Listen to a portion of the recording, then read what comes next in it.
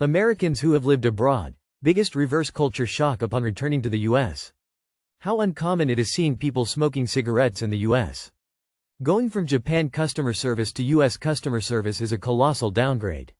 Returned to the US from India. Sat down to eat at a restaurant at the airport and the waiter immediately brought me a glass of ice water. It took me a moment to realize that this was safe to drink here. Lived in Russia for 18 months. This was over 10 years ago. When I came back to the US, I spent a week in NYC and was taken aback at how nice everyone was and how shitty the subway is. It took me a second to remember that first floor is ground, lobby floor here every time I got in an elevator for a few weeks. After being in India for a while, coming back to the USA, the feeling of having personal space and not being started at all the time, such a relief. The sheer size of everything, cars, portions, even grocery stores felt overwhelming after living in Europe. Going into an American grocery store after years abroad is overwhelming but also glorious. The massive amount of advertising and upsells.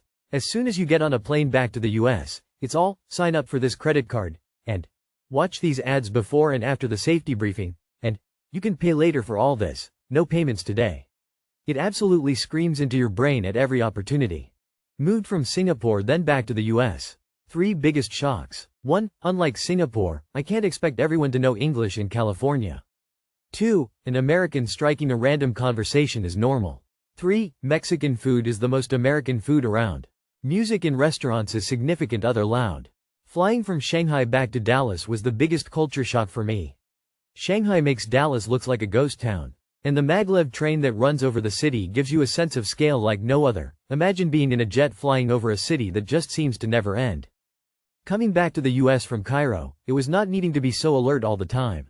There's a lot to like about Cairo, but it is a tourist city and a lot of the businesses and locals take advantage of the tourists.